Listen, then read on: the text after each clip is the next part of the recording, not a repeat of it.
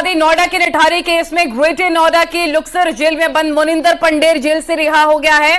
उसकी तस्वीरें भी सामने आई हैं। हाल ही में इलाहाबाद हाईकोर्ट से उसे ठोस सबूत के अभाव में आरोपों से बरी कर दिया गया था। उसे फांसी की सजा मिली थी। इसके बाद उसकी रिहाई का रास्ता स्पष्ट हो गया, साफ हो गया।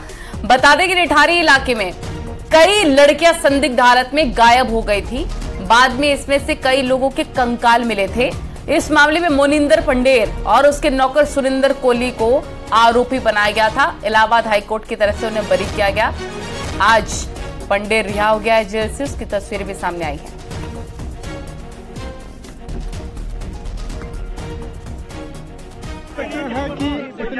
के बाद जिस तरह से एक तरह से कह सकते हैं कि एक बहुत बड़ी राहत मिली है और आखिरकार जेल से बाहर आते हुए, हालांकि जेल से बाहर आने के बाद उन्होंने कुछ भी कोई भी एक स्टेटमेंट नहीं दिया है। और यहाँ पर देखा जा सकता है कि यहाँ पर अब उनकी गाड़ियों का जो गाड़ी जो है अपने हैं और गाड़ी में बैठने के बाद अब जो है आगे यहाँ से रवाना होंगे। लेकिन जिस तरह से अगर बात करें तो इस पूरे मामले में जिस तरह से कोर्ट में जब ये सुनवाई हो रही थी तो उसके बाद जिस तरह से तमाम निठारी कांड से जुड़े हुए इस मामले पर कई लोगों का बयान दर्ज किया गया था, लेकिन कहीं न कहीं फॉरेंसिक जो एविडेंस है वो पूरे सही तरीके से नहीं थे।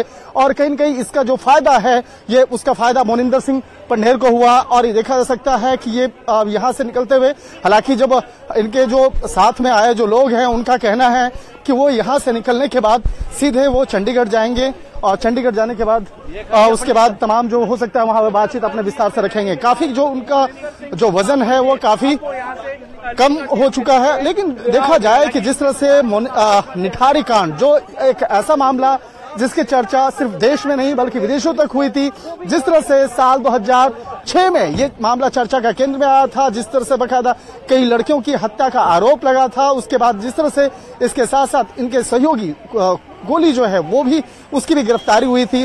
बाद में ये मामला स्थानीय पुलिस के बाद सीधे सीबीआई को पहुंचा था। लेकिन इस मामले में जिस तरह से तमाम तफ्तीश की गई, कई आरोप लगे, लेकिन हाईकोर्ट इलाहाबाद हाईकोर्ट के द्वारा जिस तरह से एक बड़ी राहत मिली है, निश्चित तौर पे इस मामले पे आने वाले वक्त में इस मामले पर औपचारिक तौर पर प्रेस कॉन्फ्रेंस पंडेर के द्वारा किया जा सकता है। वीडियो जर्नलिस्ट प्रकाश गुप्ता के साथ शंकर आनंद, न्यूज 18 गौतम बुद्ध नगर।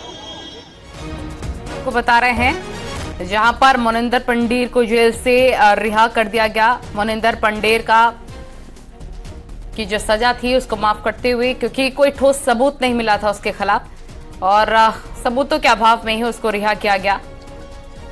लेकिन जानकारी मिल रही है कि जब वो जेल से बाहर निकला तो उसकी तरफ से कोई भी रिएक्शन सामने नहीं आया।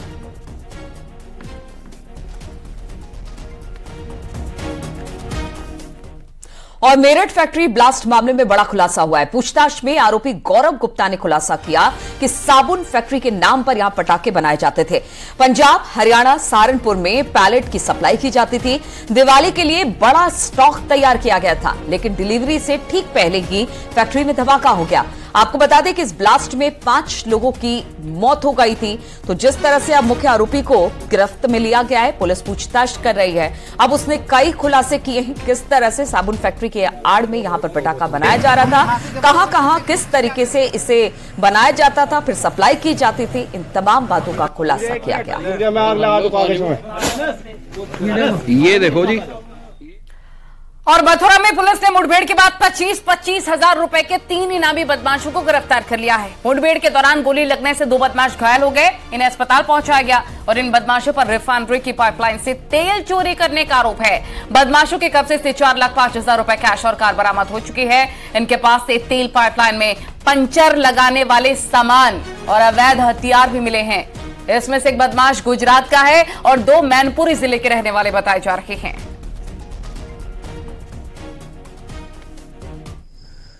जो बड़ौदरा गुजरात का रहने वाला है उसे गिरफ्तार किया गया है।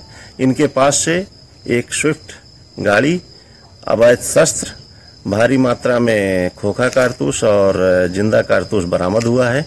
इनके पास से 4,05,000 रुपये नगद भी बरामद किया गया है। इनकी आपराधिक इतिहास विभिन्न प्रदेशों में अंकित है, जिसकी जानकारी हम लोगों द्वारा की जा रही है। अभियुक्तों की गिरफ्तारी के संबंध में वरिष्ठ पुलिस अधीक्षक मथुरा द्वारा 25-25 हजार का इनाम भी घोषित किया गया था, जिन्हें आज पकड़ने में एसओजी और फरा पुलिस को सफलता मिली। पुलिस अग्रिम कार्रवाई कर रही है। और बुलंदशहर में थाना खुर्जा देहात क्षेत्र में पुलिस और बदमाशों के बीच मुठभेड़ हो गई। चेकिंग के दौरान पुलिस ने लुटेरों को रोकने की कोशिश की तो उसने पुलिस टीम पर ही फायरिंग शुरू कर दी। पुलिस की जवाबी कार्रवाई में लुटेरे अश्वनी के पैर में गोली लगी। इसके बाद उसे जिला अस्पताल में एडमिट करा दिया गया। उसके कब्जे से एक तमंचा, एक मोटरसाइकिल, लूट के जेवरात और भारी मात्रा में कारतूस भी बरामद किए गए हैं। अपराधी अश्वनी पर पहले ही 1.5 दर्जन से अधिक लूटपाट की संगीन मुकदमे दर्ज है। उस अज्ञात व्यक्ति द्वारा पुलिस पार्टी पर फायर करते हुए गाड़ी से भागने का प्रयास किया गया। आत्मरक्षा में पुलिस पार्टी द्वारा भी उक्त व्यक्ति पर फायरिंग की गई, जिसके परिणाम स्वरूप उसके पैर में गोली लगी है।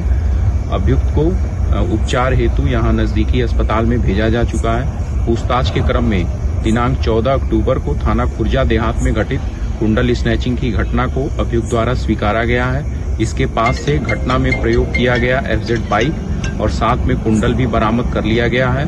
इससे और गहराई से पूछताछ की जा रही है। अग्रिम विधिक कार्रवाई पुलिस द्वारा की जाएगी। खबरें और भी हैं, लेकिन यहाँ रुकना होगा छोटे से ब्रेक के लिए। बहुत जल्द हाजिर होते हैं कुछ और खबरों के साथ।